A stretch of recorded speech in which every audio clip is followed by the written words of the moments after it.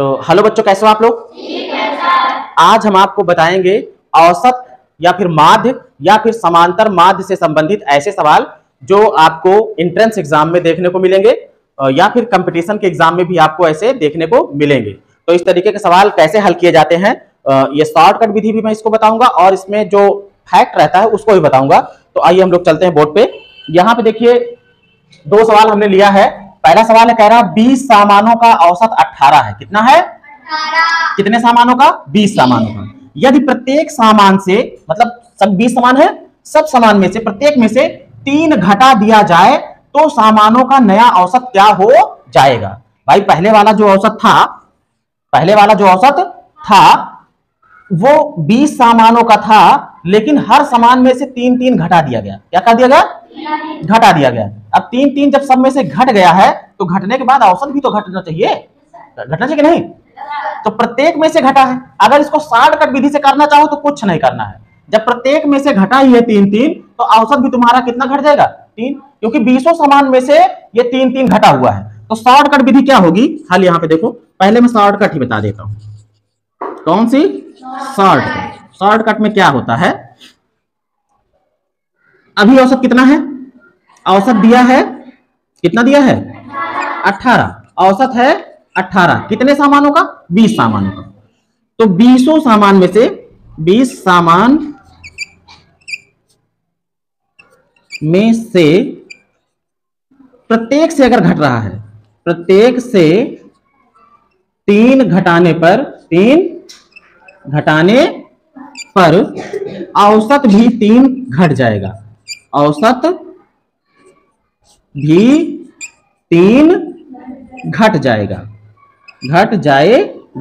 इसका मतलब जो हमारा औसत है वो 18, इसमें से 3 घट जाएगा। कितना उत्तर आ जाएगा? 15। तुम्हारा ये वाला विकल्प सही हो जाएगा।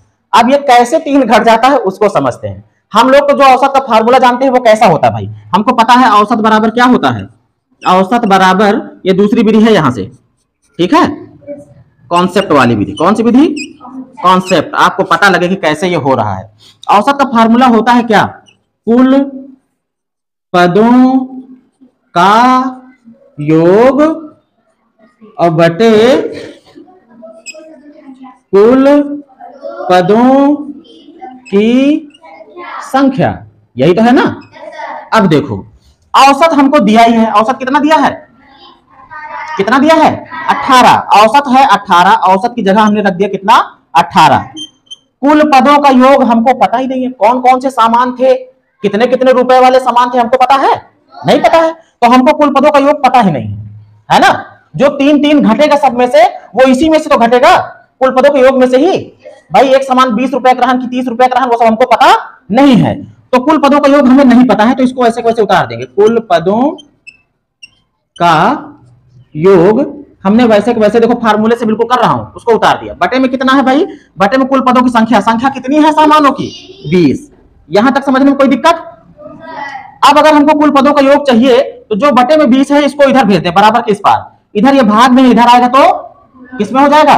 गुणा में। जो बराबर को उस तरफ भाग में रहेगा, इधर आएगा तो किसमें हो जाएगा?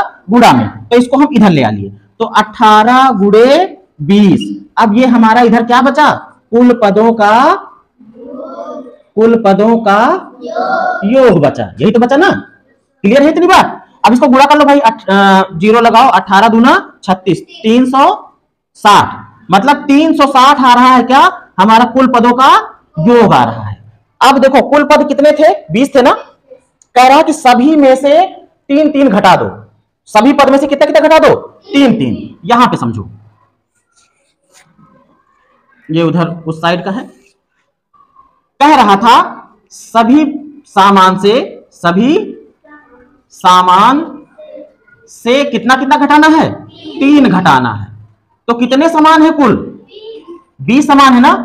अगर मान लो 20 सामानों में से 3-3 रुपया कम करना होता तो कुल कितना कम हो जाता भाई? 3 गुणे 20। एक सामान में से 3 रुपया घटा रहे हो तो 20 सामान में से घटे हो तो 20 दिया 60 रुपया घट जाएगा ना? इसका मतलब जो हमारा कुल पदों का योग था कितना आया था? 360 ना? इसमें से कै रुपया घट जाए? 60 रुपया घट जाएगा। तो तुम्हारा कुल पदों का योग जो होगा वो बदल जाएगा। अब नया कुल पदों का योग, नया कुल पदों का योग। अब नया कुल पदों का योग क्या आता है भाई? जो पुराना वाला था 360 था ना, इसमें से घट जाएगा कितना? 60। 60 घटेगा ना, जब घट जाएगा तो अभी कितना हो जाएगा? हो जाएगा ये 300। अब कह रहा कि अब इसका औसत निकालो। देखो 3 घटा देते हैं, अब सामानों का नया औसत निकालो। अब औसत कैसे निकलता है? औसत निकालने का वही तरीका, कुल पदों का योग बटे कुल पदों की संख्या। अब नया औसत भी निकलेगा। नया औसत कैसे निकलेगा? देखो भाई बहुत सिंपल है, कुल पदों का योग। अब कुल पदों का योग क्या रह गया है? 300 ना। कुल पदों का योग कितना रह गया है? हाँ, तो यहां लिख देंगे 300 और बटे कुल पदों की संख्या। पद तो उतने ही है, 20 ही ना, 20 और 19 तो नहीं हुआ, तो 300 बटे 20। 0 से 0 कट गया, 2 एक कम, 1 बचा ना, यहां लग गया 10 बन जाएगा ना। 2 पंचे कितना आया? पहले भी 15 आया था ना, है ना भाई? हाँ, अभी ये वाला तरीका तब ना सेट होता। कब ना सेट होता? जब वो ये ना कहता कि सभी में से 3-3 घटाओ। ये तो कह दिया था प्रत्येक में से, सभी सामानों में से 3-3 घटा दो, तो प्रत्येक में से घटाओगे तो फिर तो होता औसत भी घट जाएगा उतना ही। लेकिन अगर ये कहता कि कोनो एक सामान में से घटा दियो, सब में से ना घटाओ, तब फिर ये वाला जो शॉर्टकट था ये फेल हो जाता है। इसीलिए शॉर्टकट वाले नियम पे नहीं चला जाता, कॉन्सेप्ट वाले पे चला जाता है। हमारा फार्मूला सीधा सा है, औसत बराबर कुल पदों का योग बटे कुल पदों की संख्या। हमको औसत दिया था 18, हमने 18 रख दिया। कुल पदों की संख्या दी थी 20, उसको रख दिया। कुल पदों का योग हमने निकाल लिया, 20 को इधर भेज दिया, गुणा हो गया, 360 आ गया, कुल पदों का योग आ चुका है। मतलब कि एक एक सामान का जितना रेट था, जो जोड़ा गया था उनका सभी का रेट, वो हमको मिल चुका है कि कितने का हो गए थे वो सब 20 सामान 360 रुपए के। अब कह रहा हर सामान में से तुम कितना कितना कम कर दियो? 3-3 रुपए। तो 20 सामान है तो कुल कितना कम हो गया? 60 रुपया। अब ये 60 रुपया किसमें कम हो गया? कुल पदों के योग में। कुल जो उनके रुपए थे, कुल जो मूल्य थे, उसमें से 60 रुपए कम हो गए, तो नया हमारा योग कितना आ गया? नया आ गया 300। अब जब औसत चाहिए तो औसत के लिए फिर यही करना होता है। क्या करना होता है? कुल पदों का योग बटे कुल पदों की संख्या। तो कुल पदों का योग 300 हो गया, तो संख्या हमारी 20 ही थी, फट से भाग दे दिया, 15 आ गया, है ना बात भाई? अब देखो आते हैं दूसरे पर। ये थोड़ा ऐसा क्वेश्चन है कि कई बार हम गणना करते समय, गिनते समय गड़बड़ा देते हैं। लिखा रहता है 69 और पढ़ लेते हैं 96। अब कितना ज्यादा पढ़ लिए बताओ? 69 था, 96 पढ़ लिए तो ज्यादा पढ़ लिए ना। अब जो औसत आएगा वो तुम्हारा ज्यादा आ जाएगा, लेकिन वो तो गलत है ना, है कि नहीं गलत भाई? लिखा था वहां पे 69 और आपने उसको पढ़ लिया कितना? 96। अब 96 पढ़ लिया तो ज्यादा पढ़ लिए ना। अब ये जो ज्यादा पढ़े हो, इससे तुम्हारा औसत ज्यादा आ जाएगा, अब वो गलत औसत होगा। तो सही औसत तो तब मिलेगा जब जितना ज्यादा पढ़ लियो उतना घटा दोगे, तभी तो सही मिलेगा। तो कैसे होगा? देखो बिल्कुल ऐसे ही करेंगे हम, कॉन्सेप्ट वाली विधि से। कैसे होगा देखो बेटा, हमको औसत का फार्मूला पता है, सीधा सा फार्मूला रखो। औसत बराबर होता है कुल, अब यहां हम पद नहीं लिखे, प्रेक्षण लिख दे, क्या दिक्कत है? चाहे वही लिखा है, तो कुल पदों का योग और बटे हाँ कुल पदों की संख्या। अब देखो जो ये कुल पदों का योग है, सचमुच में ये कुल प्रेक्षणों का योग। किसका योग है? प्रेक्षणों का। कुल कितने प्रेक्षण थे? 20 प्रेक्षण थे, मतलब 20 बार उसको देखा गया था, गिना गया था, 20 चीजों को गिना गया था, 20 रिजल्ट देखे गए थे। अब संख्या हमको पता है कि कुल प्रेक्षण कितने हैं? 20। लेकिन गिनती क्या क्या थी? 69 को देखा था कि 70 को देखा था कि 96 को देखा था कि 95 को देखा था, वो हमको नहीं पता है, वो तो इसमें छिपा है ना। उन सबको जोड़ लिया गया है भाई, 50 था, 60 था, 65 था, 70 था, क्या था हमको पता नहीं है, वो सब जोड़ लिया गया है, इकट्ठा कर लिया गया। जैसे यहाँ पे देखो, हमको क्या पता था कि कौन सा सामान कितने रुपए का है? नहीं पता था ना। हमको ये पता था कि हाँ कुल पैसा जोड़ने पे इतना आया है, कुल पैसा जोड़ने पे इतना, एक एक सामान का हमको पता नहीं था। तो वही हाल यहाँ पे है, हर प्रेक्षण का हमको पता नहीं है, हाँ टोटल का पता है। अब देखो औसत कितना है, औसत बता रहा, यही माध्य ही औसत है, चाहे मैं औसत लिखूं चाहे माध्य लिखूं, बात एक ही है, कंफ्यूज ना होना। माध्य कितना दिया है? 65, तो इसकी जगह पे क्या लिख देंगे? 65। कुल पदों का योग हमको पता ही नहीं है, तो हम इसको ऐसे लिख देंगे, कुल पदों का योग। जो पता है उसको लिख दो नीचे। कुल पदों की संख्या, कुल प्रेक्षणों की संख्या कितनी है? 20, इसकी जगह क्या लिख दिया? 20। जो यहां बटे में है, इधर भेजूंगा तो गुणे में आएगा। और क्यों मैं भेज रहा हूं? ताकि हमको यह पता लग जाए कि कुल पदों का योग कितना था। उसी योग में ही तो गड़बड़ी हुई है, जोड़ने में ही तो गड़बड़ी हुई ही।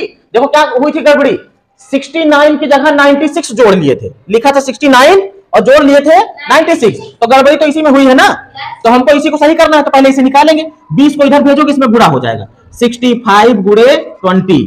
अब ये क्या आ जाएगा, कुल पदों का योग अब हमारा आ रहा है, कुल पदों का योग, कुल पदों का योग कितना आ जाएगा, गुणा कर लो भाई, 0 आ जाएगा, 2 पंचे 10 के 0, 2 छंग 12 1 13, कितना आ गया 1300 आ गया, कितना आ गया 1300 आएगा ना भाई, चाहे दोबारा लिखो चाहे लिखो, समझ लो कुल पदों का योग हमारा कितना आ गया है 1300।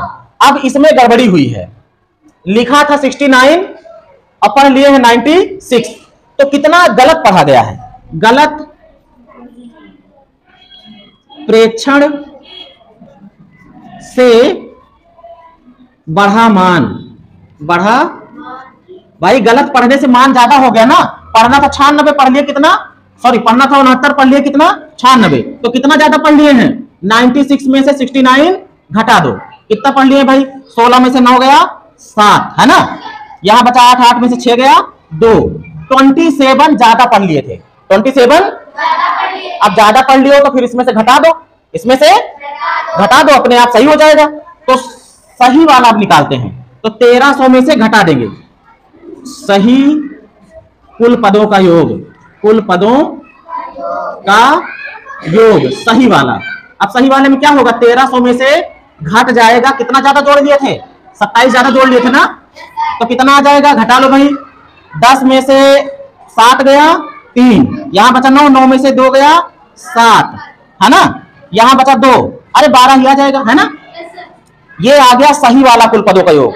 अब औसत चाहिए, सही वाला माध्य, सही माध्य, सही वाला माध्य कैसे निकलेगा, अब सही वाला कुल पदों का योग मिल ही गया है, कुल पदों की संख्या से भाग दे दो, खाली कुल कितने थे प्रेक्षण 20 थे, 20 से भाग दे दो, तो कितना है भाई ये 1273 भागे 20, 20 से भाग दे दो, पहले तो ये 0 काटो, एक अंक के पहले यहां दशमलव लगा दो है ना, 2 छंग 12, फिर 2 तिया 6, एक बचा ना, यहाँ पे दशमलव भी आ गया, दशमलव लगा दो, एक बचा जो इसके बगल लग जाएगा 13 बन जाएगा, 2 छंग एक बचा ना, दशमलव लगाई है, 0 बढ़ जाएगा तो 10 बन जाएगा, 2 पंचे 10 आ गया कितना 63.65, ये वाला पहला वाला सही निकला है ना। अब इसे नोट कर लो।